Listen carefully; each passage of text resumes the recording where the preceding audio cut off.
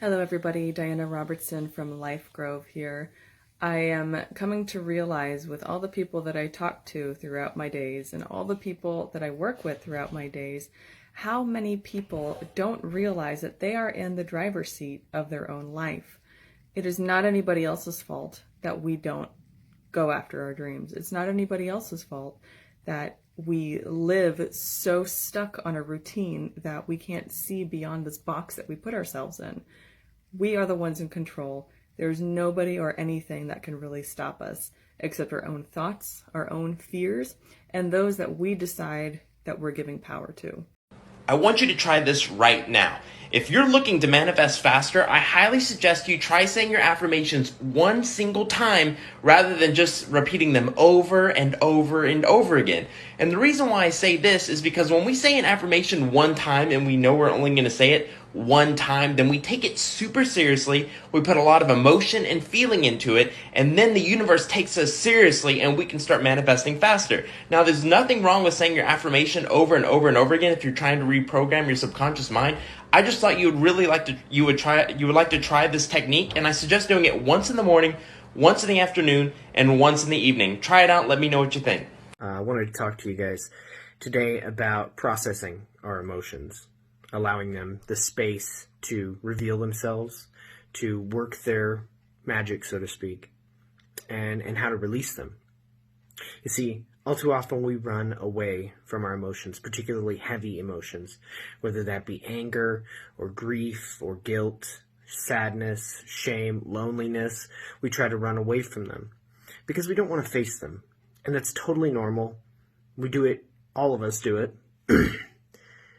But a lot of the times we do it on autopilot without knowing it, without having awareness, without having consciousness about it. So how do we do that? First, we need to recognize when we're running away. Then we need to ask ourselves why. Why are we running away from this? Instead of giving it the space to exist. When that heavy emotion comes up, instead of fleeing from it, we stand, we embrace it. Try and embrace it with compassion. Allow it to be what it is. When we try to change an emotion, we pervert it, and it comes out in different ways. Ways that are often much more harmful than simply sitting and being with that emotion for the time that it needs to breathe, for it to process. Now, I appreciate that this is an exceptionally difficult task that I'm laying at your feet. But one of the things that I've learned in my own experience is that when we do allow them the space to process themselves, to be as they are, we're much more apt and able to let them go properly. We're much more capable of addressing them in the moment when they come up, and therefore avoiding issues wherein the emotion takes over and then we say something that we can't take back. Hey everybody, Joshua Robertson with LifeGrove.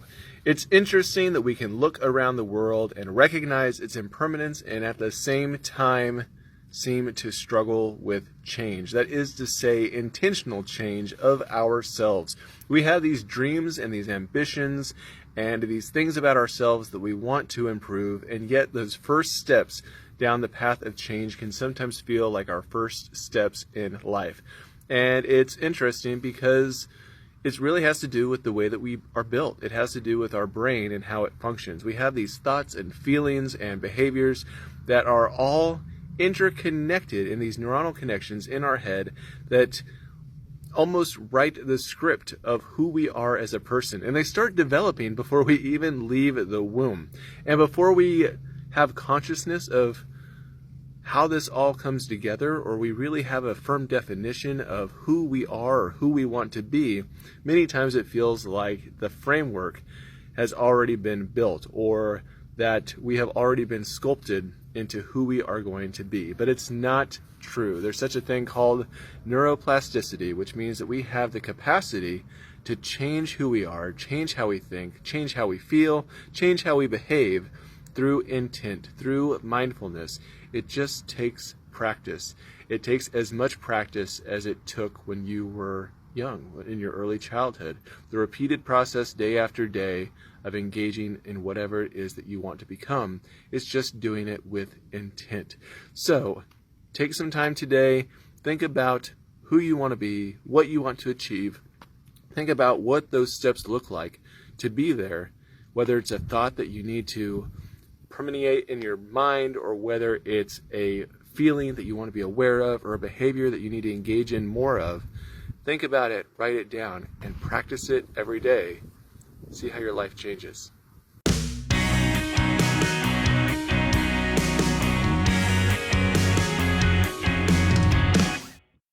Hey everybody, I'm Diana Robertson. I am the spiritual advisor of LifeGrove.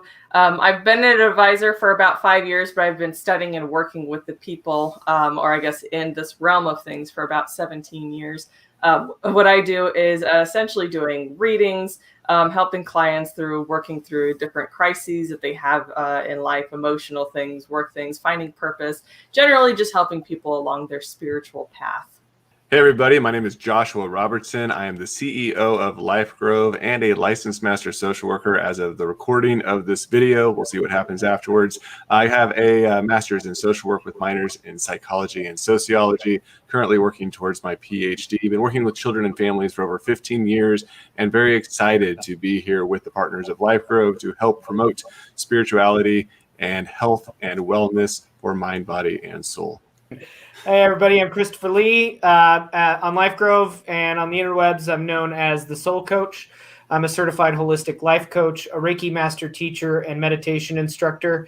And at LifeGrove, I manage all the educational content on LifeGrove Academy. Hey everyone, I'm Kai Valentine. I am a master manifester. I have been studying the law of attraction since I was 8 years old and have been putting it into practice since then. I have been able to manifest roles on national television, including Cartoon Network and NBC. I've manifested $10,000 overnight, as well as helping my family manifest a company that is now rated over $2.5 million. And I joined LifeGrove after, I was an author for a long time, found success in that as well. And just using the law of attraction, I have been able to find success in most things that I do. So I'm a go-getter, and I just want to help people learn more about the law of attraction through ways that I wish I were taught, because some books out there are just freaking boring. So for those who aren't familiar, or who are familiar but don't know the story, how did LifeGrove become LifeGrove? Where did it start? Where did it manifest? And how did it become what it is right now? Wait. Diana? Well, gosh, that's a long story where that all really came from. It started with the conversation between Joshua and I. I was essentially trying to run my own thing. It was called Collective Truths at the time, and I think we had a better idea than what Collective Truths could be. And it was something that it's just this passion that I've always had to be able to combine logic and spirituality, science and spirituality, and essentially find the connection between all of it and help anybody from any background be able to find that connection as well, and find some place in it. But it started with a trip in Boston. I don't know how long we want to go into this story because it is a long story, but we essentially manifested this trip to Boston. We didn't know exactly what was going to come of it, but it was something that we knew had to happen. And it was crazy the way things just kind of fell into place. And we contacted Christopher and Kai, and well, here we are. Interesting. Yeah, it's I think it's really cool the way things started. And with my experience with the law of attraction, there are always going to be hurdles. And whenever something great is about to happen, I usually hit really, really big hurdles. It's no secret that I've had past problems with drug addiction, which I've used the law of attraction through, unknowingly was able to. It's weird how the universe works when you're like, I want to be clean, and you start seeing yourself as this clean person. Your body starts rejecting the drug of choice. For me, it was painkillers. So a big hurdle of mine was getting over that, which freaking sucked. And the way that manifested was getting the flu and just like, you know what, screw all of this. I'm just off. And then right around that time, after that big hurdle, LifeGrove came into my life. And I had another big hurdle in the middle of that, which turned out, boom, here I am with a business that's flourishing and extremely grateful. So maybe with this whole virus thing going around, it's just another hurdle that we just need to get over. I actually remember exactly what I was doing when I got the message from Josh. My wife and I were just taking a walk through the neighborhood. I think we went to 7-Eleven to grab something for her. And we were walking back, and I get this message on Messenger, and he goes, "Hey, so how many fingers do you have in different pies?" And I go, "Well, a lot." But he goes, "Well, I have this idea." And from that moment on, I was like, okay, what is the idea? Let's see what this is about. Because I was going through this weird event where the universe was giving me blockages, obstacles to my progress with my own business, my own practice. And I was wondering what the lesson was. I was just like sitting there looking up at the universe, like almost like in a movie. What do you want from me? I'm doing all the things that I thought I wanted, And Joshua hit me up in that messenger, and then from then on out, it just took off. We kind of built the idea almost in an afternoon. The structure of it, where Joshua and I just started talking, and I said, "Oh, what if we did something like this? What if we did something like this?" And he's like, "Oh, I like that. What about this?" And it just manifested itself. If I'm being perfectly honest, it wasn't necessarily anything that any of us were individually doing, but collectively, the way that it was functioning, it's almost indescribable. It's very hard to put into words. Well, let me give it a shot, because I think I have an idea. It seems to me, and correct me if I'm wrong, but it seems to me that you all have general knowledge and expertise in spirituality, consciousness, and you guys all come at it in a different space and in a different way, and thus that enables you to have a certain specific expertise that helps the other person and their expertise, and it all comes together kind of in one kind of really big grouping. Is that kind of was the idea? Is that how you guys all see it? That you all have certain things that you're very, very versed upon, but you all have general knowledge of what everybody else does? Is that the kind of the idea? Yeah. Absolutely. I know one of the big things that came in the beginning when Diana were talking is that in the creation of LifeGrove, we wanted to make sure that we were able to provide this eclectic sense of knowledge where there was a variety of essentially pots that people could pull from in terms of growing themselves physically and mentally and spiritually in this holistic way, to finding some sense of purpose, some sense of self, some sense of what their consciousness is, and really defining themselves to be able to live their best life. And so when her and I were talking about the people that we wanted to bring on the board, we were very selective in who we knew to bring onto that. And I just think that we have the right set of people. Like, not only do all of us have this different ideas or different experience or different knowledge that we can bring to the table, but all of us are very respectful of each other's position too and what we have to bring to the table. And I think Diana has said it pretty well in blog posts that she's written before. It's this idea that spirituality has many different roads. We're all heading to the same place. And we wanted to make sure that we had people that were able to work well together, play in each other's sandboxes, but really pave those roads for all the different individuals that were looking for the best way to live their best life. I think that we actually, if I remember correctly, the seeds of this entire project came about when you had us all on Right or Imperfect for a Law of Attraction topic. Mm-hmm. And that was months before. Yep. And that was really the genesis, I think, of that idea and how we came to know how we were all going to function in this whole thing. It was there. Almost. That was a good one. I like that one. So what is ultimately the goal of LifeGrove? What do you guys hope this is and becomes? I want to rule the world. I don't know about everyone else. And I want to step on people on my way up. Nice. No, obviously not. Joshua, please save this.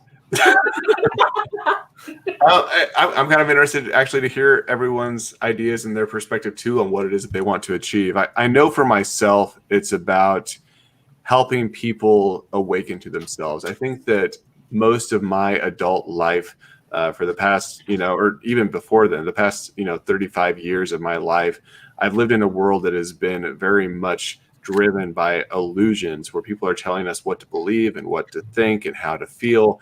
And it's very hard for, I think, many people, I'm going to use the word millennials because that's the generation that I fall into, but for us to really find a sense of ourselves and figure out where we belong, and being able to structure in a world that we feel comfortable in, or feel satisfied in, or feel like we have some sort of purpose in. And so for me, LifeGrove is about giving people knowledge, giving them power, returning strength back to them so that they can step away from some of those illusions and really figure out who they are as an individual and what that means for them, not only on a reality level, but on a spiritual level. I think I've come into this with a lot of hopes for true communication from everybody who's really involved in any part of the world. We are living in such a time of change, of differences, of independence at the same time as depending on one another for independence. Like, I think my ultimate goal was always trying to create a road or bridges between religions and between pasts, between different traumas that people have gone through, cultures, and just create sort of this world of bridges to one another so that we could all understand one another, we can all grow together, and we can essentially evolve as human beings, mentally and emotionally. And really, that's been really where my mind has been since I was a kid, was just trying and hoping for some way, some path to find the resources for these bridges. I echo her sentiment in a lot of ways. I think that what I'm trying to build here, and I think what we're all trying to build here, is a space wherein people can feel safe enough to explore the things that seem dangerous or seem scary.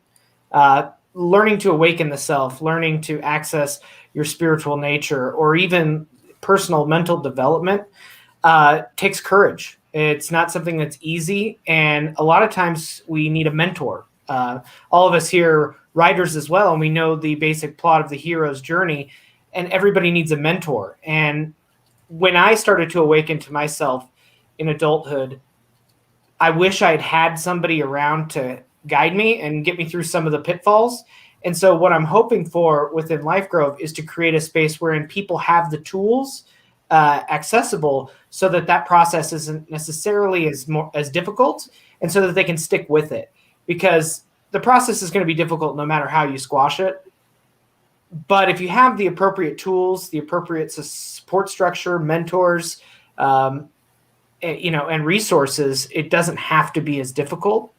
And so I come at it like this. If I'd had what we're building, it would have been much easier, and it would have been much more fruitful. Not that my own journey, I'm not judging my own journey and how I got here, but that's what I hope to be for other people, is to help them in whatever way I can. And this seems to be, at least at this time, the appropriate avenue to do so, if that makes sense to you. So with anything that I did in life, so with the early years of my life, like 2021, I was, all about let's make money. And then I really started getting even more into self-help books. And that's when I found out I had an addiction. I was like, I got to make this a business. But the problem was, when you only seek money, you only seek for yourself. And if you really, truly want to make money, you need a genuine desire to add increase in someone else's life. And unfortunately, that took me many years, and I still struggle with it. I can be selfish. I want money. I want more money. We all do. And you're lying to yourself if you don't, because money can help you buy freedom. And I still work on it, but I am worlds different. And I truly, genuinely enjoy brightening someone's day and adding value and allowing them to step up the ladder. And that's an actual thing, is where it's once somebody climbs up the ladder, they should turn around and help somebody back up before climbing the next ladder. Mm-hmm. And this is incredibly important. I believe in karma. So you put that karma out, it's going to come back. You can call it energy, you can call it vibration, whatever you want. The universe sees it. And as long as you're genuine about it and you feel good. So that's what LifeGrove is to me. And I really feel that with all this free content that we're giving, it's going to shoot us up into, another universe. Just, it's gonna help out so many people. And what I feel I bring to LifeGrove is a lot of people see this world as a dark place, and I see this a lot on Reddit. I want to be a flashlight. I want to brighten someone's day. I want to make them smile. I want to make them laugh. So not only just teach them about the law of attraction, I want them to calm down and realize it's not so bad, and you can laugh while learning these awesome techniques. You mentioned this, Christopher, and I want to touch on this. Artists tend to, we all are big time artists, and a lot of us delve into a darker side of ourselves and do a lot of darkness and participate in that kind of artistry. And how much of that do you reconcile with what you're doing now, and how much of that has helped you see who you are now? Is that helped you along your journey, and is it part of the journey? And how, as artists, do you balance the two? Because you're still doing both sides, and so I'm just curious if does it change? Does it evolve? Well, yeah, I think everything is a balance, right? With the light comes the dark, and in order to awaken the light and to awaken the dark, we need to use both in whatever way is possible. Often, the journey begins for most people in the dark night of the soul, and that's where we're really shedding light into darkness so that we can awaken what's been forgotten or what has been repressed in some way. And that's the first stage of this journey. And so artists, I think, are more inclined to awaken in a more efficient manner than most. People who are artistically inclined are willing to explore areas of the psyche, of the spirit that your non-artist may not necessarily want to go into. So to answer your question a little bit more thoroughly, you can't ever move fully past that darkness. It's something that continues to cycle back into your life at different times to teach you new lessons. Where you really start to excel and hit the accelerator on personal growth is in not judging the light versus the dark, and where you allow yourself the compassion and the equanimity, the space to explore both when they arrive in your life. So when the darkness comes, what is it that you need to learn from this particular experience, this moment, this occurrence? And then how is that going to help you appreciate the light when that comes into your focus or your consciousness? There's a lot of that darker writing that I think a lot of us touch on in our work is a form of shadow work in itself. So it is a technique that we use to explore that darker nature of humanity and even our deeper selves. So for myself, I'm notoriously known for writing dark material, dark fantasy, and really exploring. No, not you. Yeah, I know. Oh, actual writing, like as in novels. Yeah, but I'm known for exploring the negative aspects or the darker aspects of the human psyche, and I write pretty what would be considered evil characters or bad guys a lot of the time. And really, Christopher just touched on this in terms of how that many times is shadow work. And I don't know that I really recognized it as shadow work for many years, but looking back on it, it was really me putting pieces of myself, the darker pieces of myself, of either thoughts or fantasies or emotions that I've been carrying around with myself into these characters and letting them play through. And if you know much about my writing, you know that I don't really write it from a perspective of good versus evil. I write it from a perspective of action and consequence. And I think that is in many ways how it's manifested into my own life. It's looking at when those dark pieces start to rear their ugly head, or those thoughts come into play. It's where I can practice mindfulness. And it goes back to what Christopher was saying. Him and I kind of have a similar view on suffering and how it's a teacher in life, but it's looking at those dark pieces and analyzing them and seeing what part does this have to play? What am I supposed to be learning from this right now? What part does this have in my life, and how is it impacting right now? How much do I need to let it impact right now? What are the consequences if I were to follow through with any of these emotions or these thoughts? How can I practice more virtuous behaviors like compassion and kindness and gratitude, and help essentially move away the cloud and let the light shine, so to speak, on others around me? So I think that those parts are always still there. They kind of sometimes simmer in the background, or they're beneath the surface. But I think that it really just comes down to looking at them a bit closer and seeing what their purpose is in your life, why it is that you carry those things around. I wrote very dark stuff at the very, very beginning of my career, and I stuck with it pretty well for the first 4 books. Of course, there was always humor in it, but I think people are very surprised to see that side of me. But I feel like there's like a spectrum. I am a humorous, and then there's the crude side, and then there's the dark side. And it's really easy for me to kind of go back and forth. And that's why each book has a little of all 3. I've never, ever had any problems with the darker ideas of mine getting in the way of who I am. In fact, I've been stifled a lot, though, growing up, because I went to Roman Catholic schools all my life. And one of the first stories I wrote, well, 2 of them got me sent to the actual priest's office, and I had to read it in front of a priest named Father Lonnie. And that was awkward until he started laughing. I didn't get in any trouble, but I wrote like these stories about, acid rain melting skin off people, and a river, and a river otter killing orphans in the middle of the night and like strangling them with their intestines. That one got me sent. Yeah, that was like the pinnacle. And the priest, not the priest, but the principal said like I needed to see a psychologist. She was right. No, but yeah, it's never affected me. The funny thing is when people see me sad, I had one person, it was a friend. He's like, "Are you back on drugs?" Like, I could be sad. I could be a sad person. I'm not always this happy-go-lucky person. I'm a normal human. Yeah, I think I came into this from a interesting angle, I guess. I grew up with, I guess, certain experiences that from very young on sort of dubbed me a witch in my community, or other terribly mean names, making me look like a terrible person, or that I was, whatever, touched by the devil or some nonsense like that.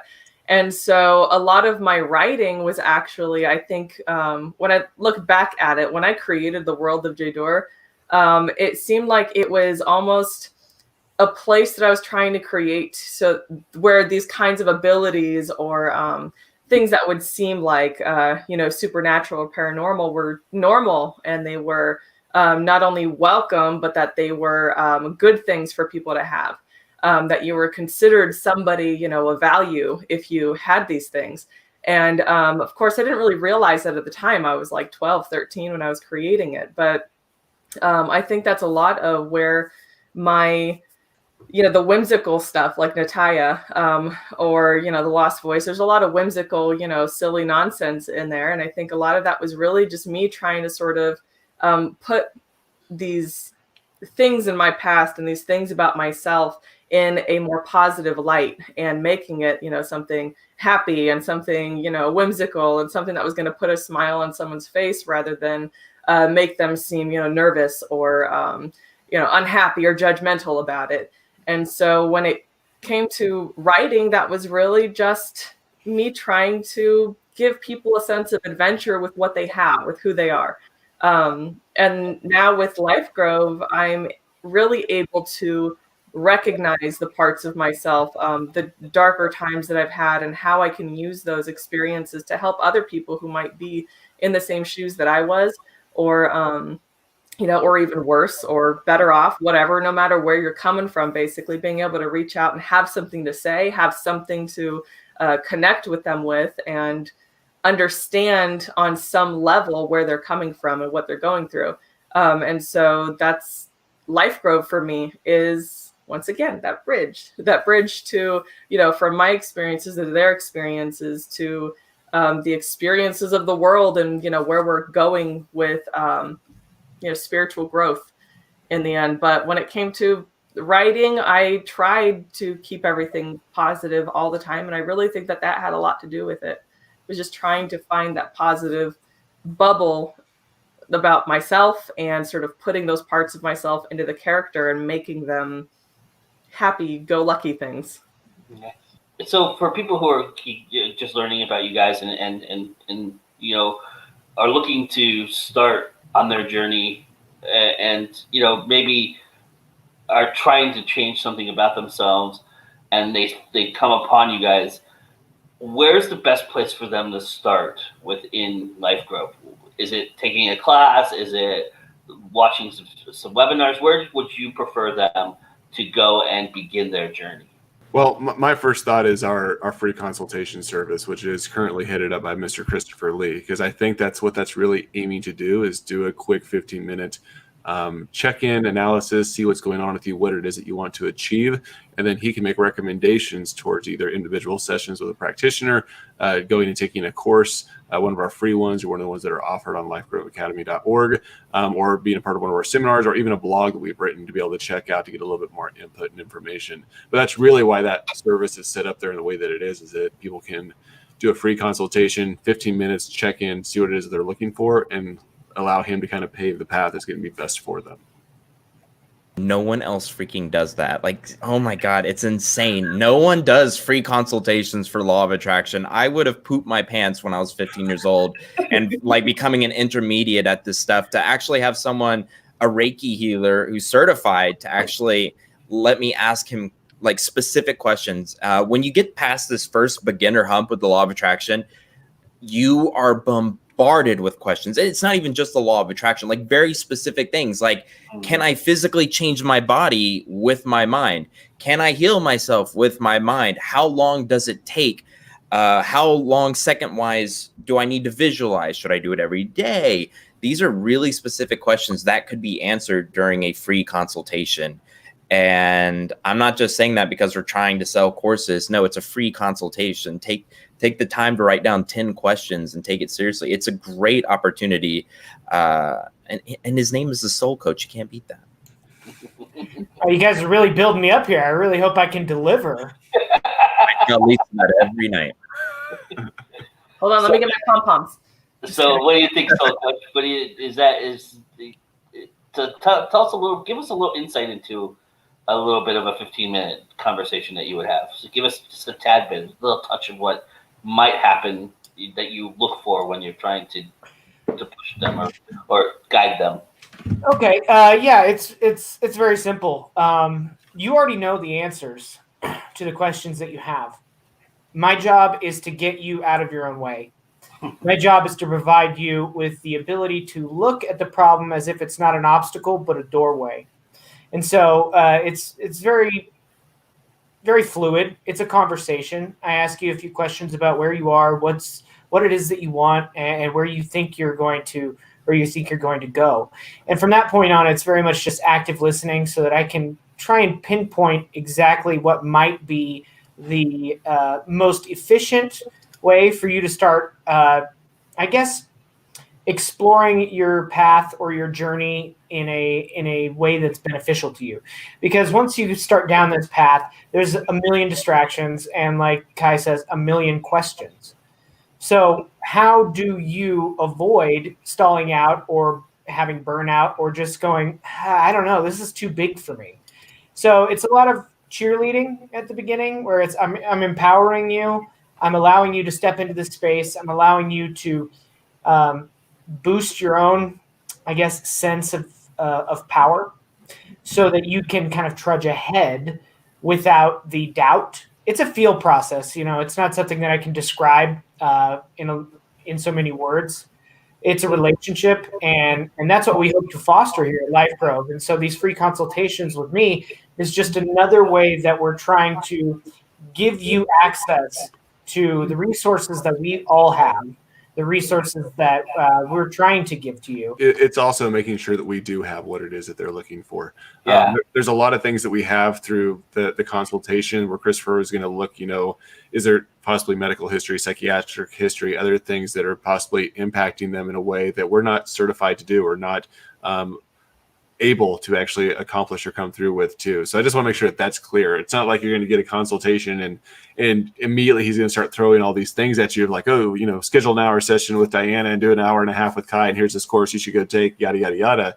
It's really making sure that we're the best place for you to be at, that we're at the place in your journey for you to come across, for us to be able to help in whatever way that we can. And if for some reason during that consultation he's like, I think that there's other resources that are going to be more valuable to you, we're pretty honest about that and what we can do and what we can't do.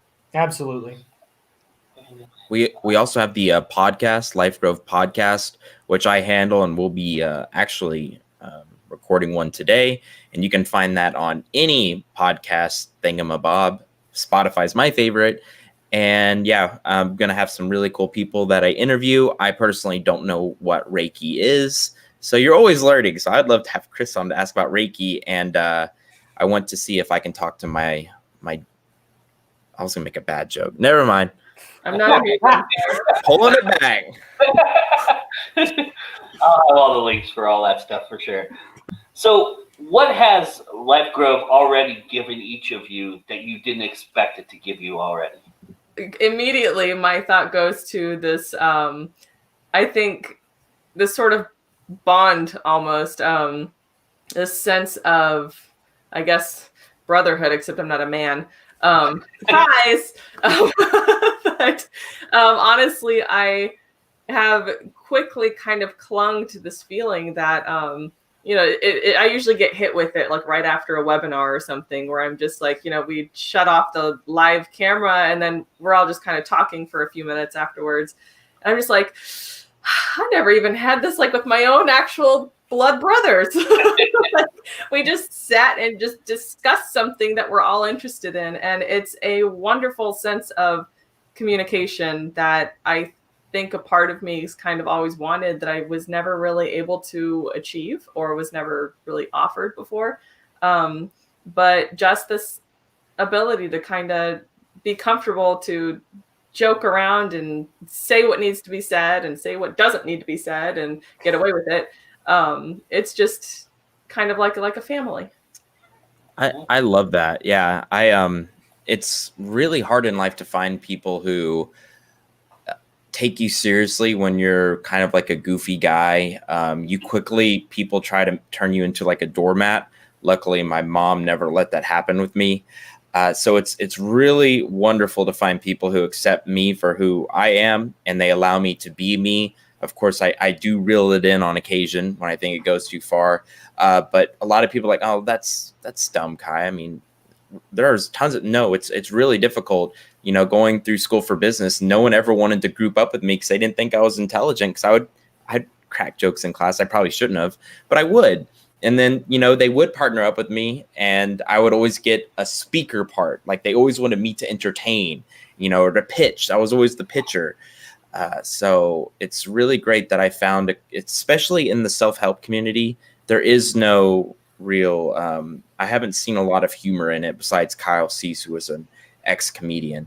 So they've allowed me to not only remain who I am, but to actually explore different parts of that, which is why my other YouTube channel has done a lot better, because of these guys gave me the courage to do that. So, and what Diana said. So that too. Nice.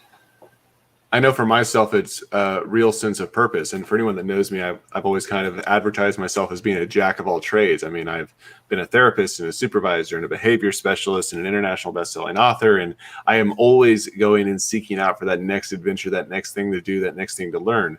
But LifeGrove in of itself is like, it's where I really belong. It's such a sense of purpose and fulfillment with these other three that I always say we're the four pillars of LifeGrove. Like, we belong here. We're holding it up. Each one of us has our role to play. We each bring our own knowledge and expertise and experience. And without any one of us, that entire platform would come crumbling down. And so I just feel like I really belong. Like, that's my purpose. This is where I'm meant to be at. I echo everybody's sentiments. Legacy, like Joshua says, family, authenticity, all the things that you guys have said. It's a place where we can be us. Unapologetically so.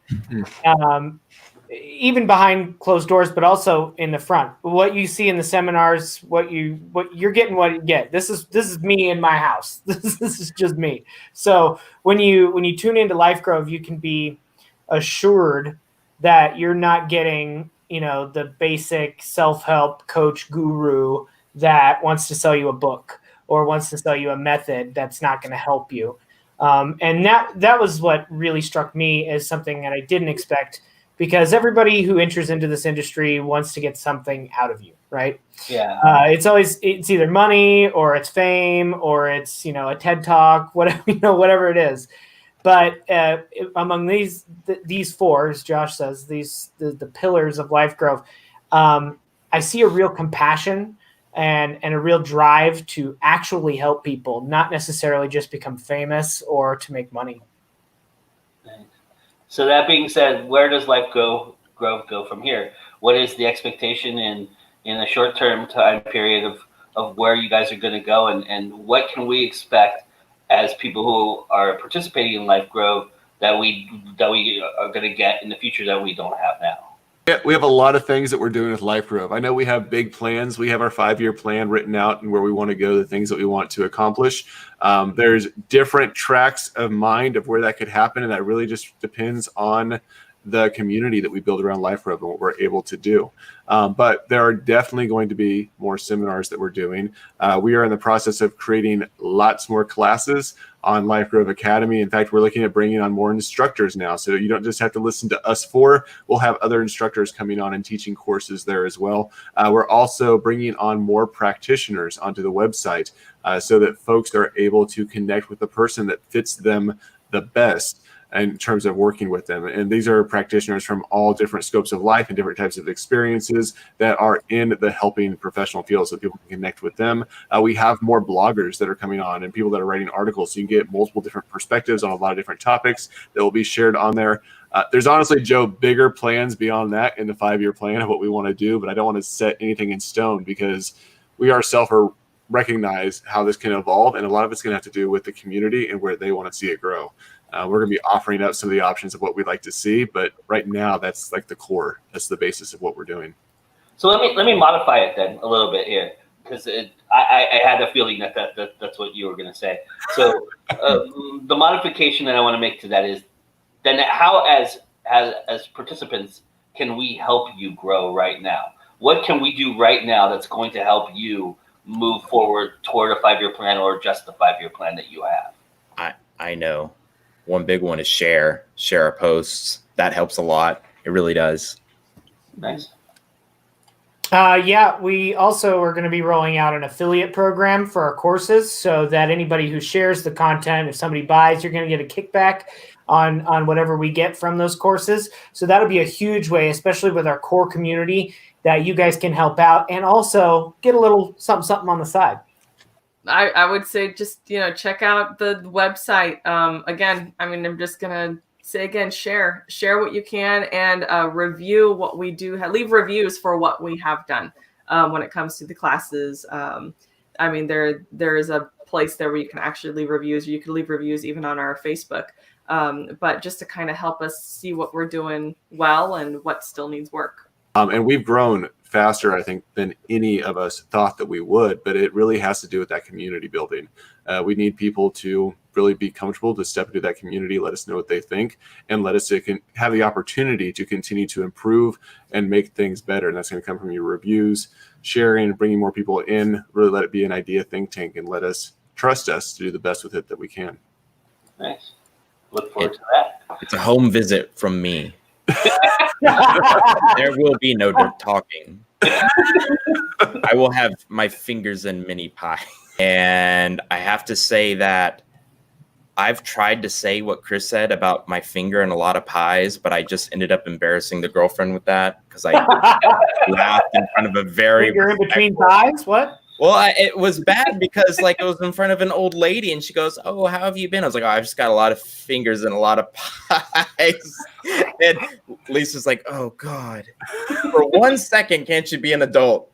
So I'm not allowed to use that anymore. I just say a lot of pipes in the iron in the fire, whatever that one's called. Even that one makes me giggle, but. let me just explain really quickly in just a video what the Grove is. It is our new app from LifeGrove. It is free. It's essentially a space very similar to Facebook, so it's easy to use, honestly. You got your notifications, you got your different topics, you got things where you can upload pictures and articles and, you know, whatever. But it's basically a space where you can, you know, share, you know, with other people who are on all different, you know, walks of personal development, whether it's spiritual, physical, emotional, I mean, in basically any direction. If you're trying to better yourself, find happiness, find a sense of peace, recalibrate, you know, your inner workings, outer workings, then this is the app for you. You will find something there for you. You guys can, you know, go ahead and share personal stories if you like. You know, questions, if you have questions, articles that meant something to you that you would like to have a discussion about. If there is a certain topic that you don't understand a whole lot about and you just want to have others' input or have a conversation, share it. We love it. We will love it. We love it already. All right, it's in the stars. We love it already. All right. And of course, if you want to share some of your own path, the path that you're walking, the experiences that you're having, the struggles that you're having, the excitement that you're feeling, go ahead and share it. From LifeGrove, we're going to be sharing events, our own, you know, articles, online courses. We'll be giving you guys heads up about what's coming, what's growing. In the app, you will see different topics as well. Topics include body development, mind development, spirit development, shadow development, esoteric studies, healing modalities, spiritual traditions, and there will be more as this grows. We've already got a small handful of people on board, and we're trying to be pretty active on there. Shoot, I might leave Facebook. I'm like, if this is here, Facebook will be business, and all my personal stuff is gone out the window and will be focused at LifeGrove, because that is kind of what I like having conversations about anyways, is, you know, like when it comes to my personal stuff, I would like to be surrounded by other people with the intent of change, with the intent of growth, with the intent of mental health, emotional health, personal health overall. But and I really hope we'll see you there. Remember, it's free. So go ahead, click that link, sign up, and start talking, start sharing. Let's start a discussion. What do we want to talk about? I'm going to start looking for a discussion to start, like an icebreaker for everybody. There's already stuff up there, but I'm going to start one too. See you there.